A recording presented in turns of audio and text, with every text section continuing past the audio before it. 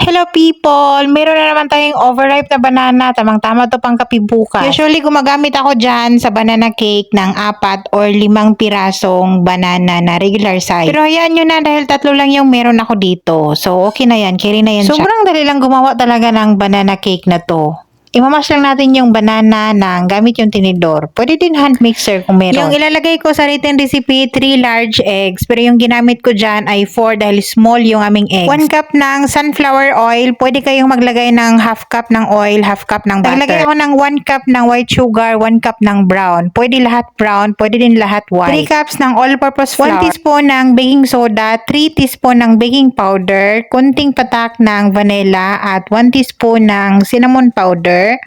1 teaspoon din ng salt at naglagay ako ng 3 tablespoon ng fresh milk. Kung gusto niyo naman ng combination ng banana and carrots, mag-add kayo ng mga 1 cup shredded carrots. Itong recipe na to, pwede din to carrots lang. Haluin lang natin until ma-mix na yung mga flour at wala ng dried flour.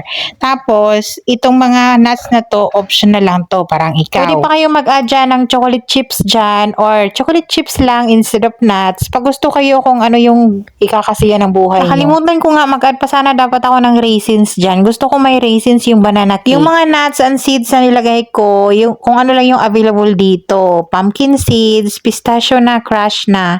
Tapos, yung walnuts. Pwede kayong maglagay ng almonds, cashew nuts, at yung sunflower seeds, naglagay din ako. Tamang kutob-kutob lang. Kung gusto niyo naman ng plain at walang mga nuts, pwede din. Para sa akin kasi, masarap yung meron kang manguyang-uyang nuts. Gumamit ako dyan ng loaf pan at i-bake natin yan ng 1 hour and 10 minutes to 1 hour and 15 minutes. Naka-preheat na yung oven natin ng 325 Fahrenheit. Habang nag-prepare tayo dyan, dapat naka-preheat na yung oven at bago natin ilagay yan sa loob ng oven, dapat naka-preheat na yan ng at least 10 minutes. At meron na naman magtatanong dyan kung taas-baba ba yung apoy. Sa cake po ay sa baba lang talaga yung apoy. Yung time of baking naman, depende yan sa baking pan na gamit nyo. Yung loaf pan kasi, yung oras talaga nito ay 1 hour and 15 minutes. Or depende sa init ng oven nyo. After 1 hour and 15 minutes, pero wag niyong paabutan ng 1 hour and 15 minutes bago kayo mag-check ha. I-check nyo yan ng after 1 hour na. Huwag nyo namang buksan yung oven nyo para hindi mag-flat yung ating banana cake. Kailangan nakaano na siya, malapit na siyang maluto bago nyo i-check. Mag-toothpick test kayo. Pina-cool down ko lang yan saglit bago ko in-slice. Gabi na, hindi na ako nakakain dyan. Bukas na lang pang kape. O diba, mayroon na tayong pang kape. Nakalibre na naman tayo.